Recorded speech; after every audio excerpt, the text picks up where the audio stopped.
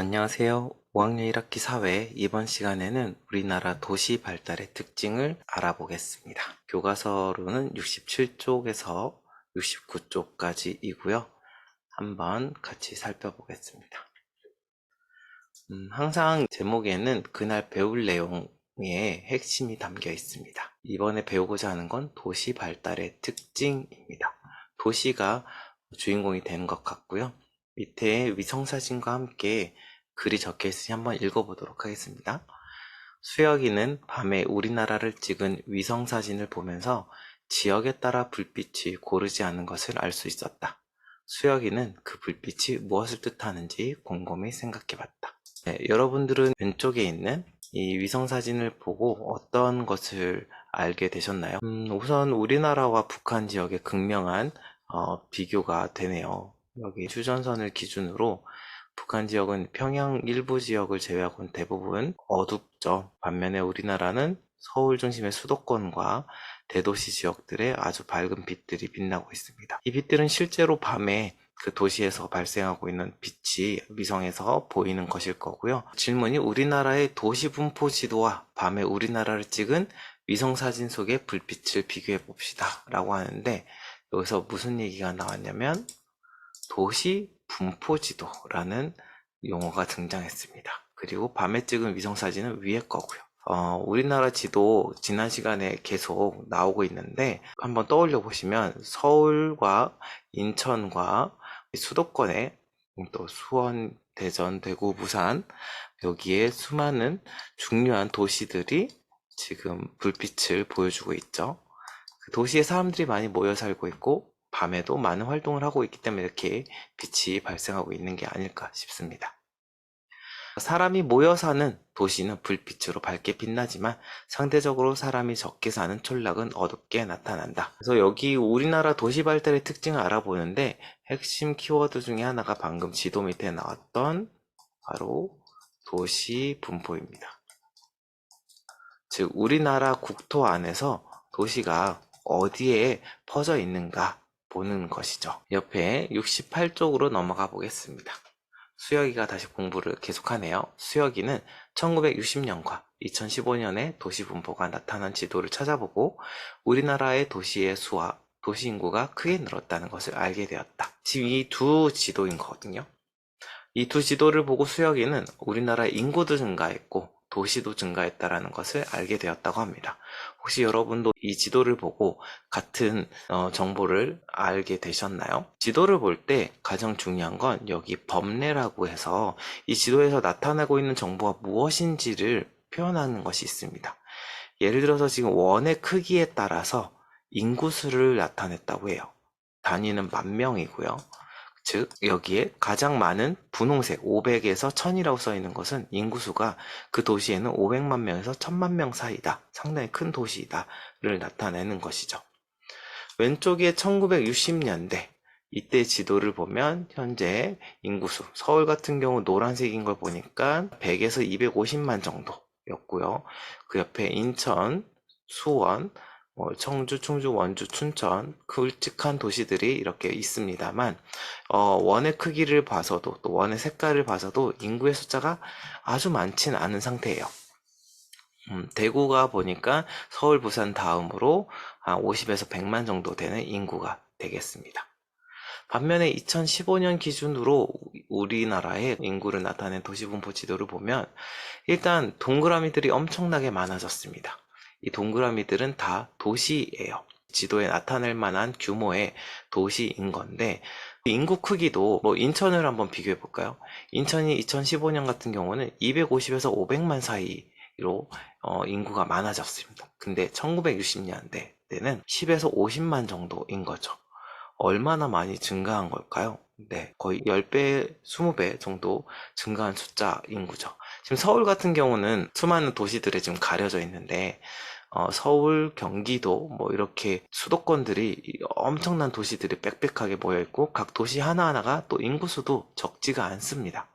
여기 평택이라고 있는데 파란색이 과거에 1960년대 대전, 광주 정도 되는 인구, 10에서 50만 정도 되는 인구인 거예요. 이 평택은 서울 주변 수도권, 경기도에 있는 도시 중에 하나거든요. 또 서울 수도권뿐만 아니라 전국적으로 지금 도시들이 엄청나게 많이 생겼고, 대전이나 대구나 광주나 창원, 울산, 또 심지어 부산 같은 경우는 인구수가 이전에 비해서 완전히 많아졌죠. 엄청 큰 도시로 성장했습니다. 이렇게 지도를 통해서 두 지도, 50년 전인 1960년도와 현재 가까운 2015년 지도를 비교하면서, 아, 우리나라의 인구가 엄청나게 많아졌구나, 전체적으로. 그리고 인구가 많아진 것뿐만 아니라 사람들이 사는 도시들도 더 많아졌구나를 알 수 있습니다. 그래서 이 지도의 밑에 있는 질문을 보면서 지도를 조금 더 공부할 수 있을 것 같아요. 지도에서 원과 원의 크기는 각각 무엇을 나타내나요? 자, 원은 도시죠. 원은 도시를 나타내는 표시고요. 원의 크기는 그 도시에 해당하는 인구의 규모, 인구의 수를 표현한 것이죠. 두 지도에서 인구가 100만 명이 넘는 도시의 수를 세어봅시다. 100만 명이 넘으면 노란색 이상인 거거든요. 노란색, 주황색, 분홍색. 1960년대에는 서울, 부산밖에 없어요. 100만 명 이상이. 그래서 두 개였다가 현재 2015년 기준으로 노란색 이상이니까 서울 분홍색, 인천, 수원 3개, 대전 4개, 대구 5개, 울산 6개, 창원 7개, 광주 8개, 부산 9개.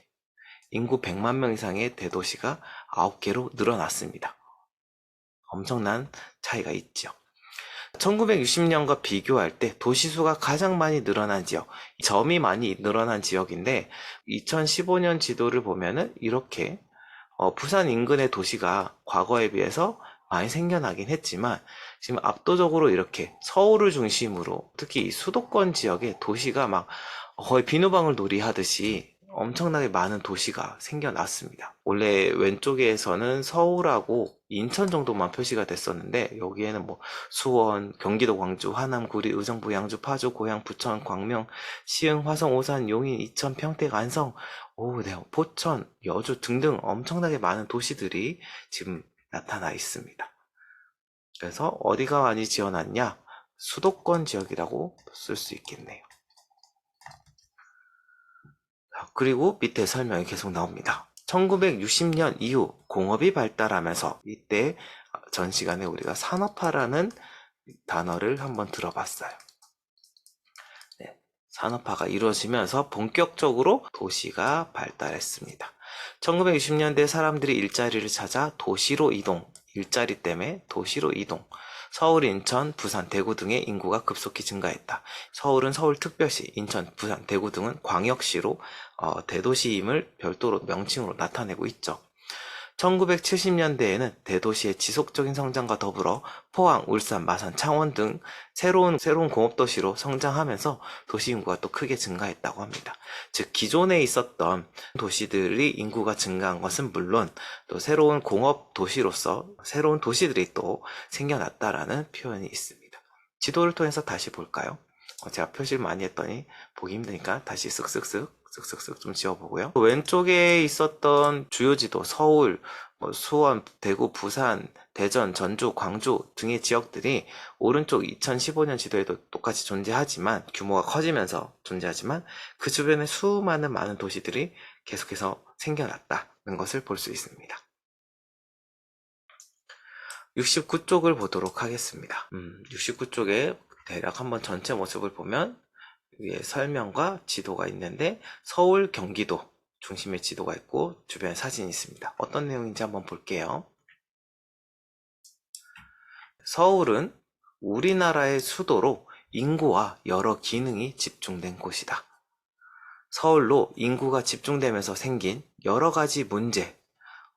서울로 사람이 많이 모이는 것이 왜 문제가 될까요?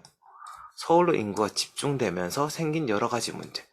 서울 우리나라 수도이니까 사람들이 많이 모이는 게 왜 문제가 될까요? 이 부분도 생각해 볼 만하죠. 이 문제를 해결하려고 1980년대부터 경기도에 신도시를 건설해 인구와 기능을 분산했다, 나누었다. 여기서 말하는 신도시가 위에서 봤던 지도에 서울 지역 주변에 수많은 도시들이 좀 추가로 생겼죠? 다 신도시로서 인구와 서울 수도권에 있는 기능을 분산하는 도시들입니다. 보통 인구, 일자리, 주택, 주거 등의 것들이겠죠. 분산한 기능들이. 또한 국토를 균형적으로 발전시키려고 수도권에 집중되어 있는 공공기관 등을 지방으로 옮겨서 그 주변이 발전하도록 했다라고 합니다. 그러면서 나타나는 게 이거예요. 서울에 있는 기능과 인구를 어떻게 분산했는가. 먼저 지금 서울 주변의 지도를 이렇게 경기도 지도가 보여지는데, 일단 주황색으로 표시된 부분은 이제 서울에만 사람들이 막 계속 모이니까 아파트도 부족하고 살 집이 부족한 거예요. 서울 주변에 고양시, 부천시, 안양시, 군포시, 성남시 등을 신도시로 개발하면서 많은 주택, 아파트를 지어서 사람들이 살 수 있게 만들어 놓은 것이죠. 그리고 이 녹색 부분은 서울이 가지고 있던 행정기능 중에 일부를 옮긴 거예요. 그러니까 서울 중심 지역에 수많은 공공기관들이 있는데 이것 중에 일부를 과천으로 옮겨서 과천에서 이 기능을 분산해서 부담할 수 있도록, 그래서 사람들이 일부 그 지역에서도 또 발전할 수 있도록, 도시가 발전할 수 있도록 분산시킨 겁니다. 또 이 파란색 부분은 서울 안에 있는 수많은 공장들 중에 일부 공장들을 또 대거 이동시켜서 시흥과 안산 지역의 공업 도시들을 만들었습니다. 이렇게 서울 수도권, 경기도뿐만 아니고요. 여기에 세종시, 서울에서 이렇게 멀리 세종시에다가 여기에 정부 세종청사를 지음으로써 세종특별자치시를 만들어서 서울의 중심으로 집중되어 있던 정부의 기능 중에 아주 굵직한 일부 기능을 세종으로 이동했습니다. 세종에는 서울만큼 사람들이 많이 살았던 지역은 아니에요. 하지만 국가의 주요 기능을 하는 정부 기관을 옮겨 놓음으로써 이곳에 많은 공무원들이 살게 되고, 또 주변에 인구들이 늘어나고 교육이나 문화나 여러 가지 환경이 성장해서 도시 자체가 발전하게끔 만드는 그런 정책적인 이동을 한 것이죠. 이거는 자연적으로, 보통 사람들이 이사를 하거나 도시가 형성되는 건 자연적으로 도시에 뭐 산업이 발달하고 일자리가 많아지고 살기 쾌적해서 사람들이 모이고, 사람들이 모여서 또 도시에 좋은 것들이 생기고, 이런 식으로 이제 점점 도시가 커지는데, 세종 같은 경우는 사람들이 모이기 전에 중요한 도시의 기능 하나를 옮겨놓고 그 기능 때문에 사람들이 모이게 한 거죠.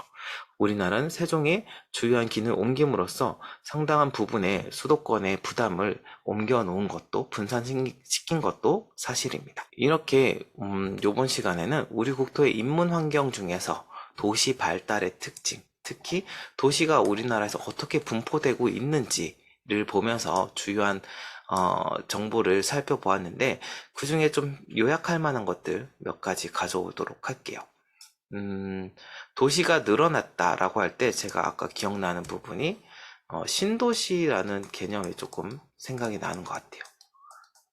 수도권 근처에, 또 대도시 근처에 그 너무 집중된 인구나 기능들을 일부 분산시키기 위해서 주변에 도시들을 계속 새로 만드는 거죠. 아파트도 짓고 교통도 편리하게 만들어 놓고 해서 서울에만 사는 사람들이 이렇게, 또 지방에 살던 사람들도 수도권으로 오고 싶을 때 서울 딱 한가운데 중심 쪽이 아니라 조금 거리가 있더라도 좀 쾌적하게 지낼 수 있는 도시로 사람들을 분산시킨 그런 기능이 있고요. 아까 분산이란 단어도 조금 기억해 둘 만한 것 같아요. 무엇을 분산시켰죠? 인구와 기능을 분산시켰죠. 즉, 우리나라 대도시 수도권 중심에 많은 인구들, 또 많은 기능들을 일부 공업단지라던가 아니면 행정 수도 이전이라던가 뭐 이렇게 분산시키는 일을 하여서 국토가 좀 고르게, 우리나라 지도를 전체적으로 봤을 때 어느 한 부분에만 이렇게, 지금 우리나라는 사실 수도권 지역에 지나치게 모여 있긴 하거든요. 일부분 쪽으로 너무 좁은 지역에 과밀하게, 너무 특정 지역에만 많이 모여 있어서 국토가 불균형한 부분이 있는데, 이거를 흩어 놓아서 국토를 고르게 발전시키려는 그런 노력들이 있습니다. 그리고 또 하나 더 기억하자고 하면 이런 질문 정도 저 기억하고 싶어요. 서울에 사람이 많이 사는 것이, 글씨를 급하게 쓰려다 보니까, 사는 것이 문제일까? 문제가 있다면 어떤 문제일까 생각해 볼 것 같아요. 그래서 서울은 우리나라의 수도니까 당연히 사람들이 많이 모여서 살게 되는데, 이게 많이 살다 보니까 계속 분산시키려고 노력을 하는데, 또 문제가 있다고 하는데, 서울에 사람이 많이 사는 것이 과연 문제일까? 문제가 있다면 어떤 걸 한번 고민해보면 좋겠습니다. 서울에 사람이 많이 사는 것이 문제인가? 문제라면 어떤 문제일까? 함께 고민해볼 만합니다. 오늘 배운 내용 중에 눈에 좀 여겨볼 만한 장면은 두 지도, 비교한 지도요. 우리나라의 도시 분포 지도 정도 기억해 두시면 좋을 것 같습니다. 네, 이번 시간도 이렇게 마치도록 하겠습니다. 감사합니다.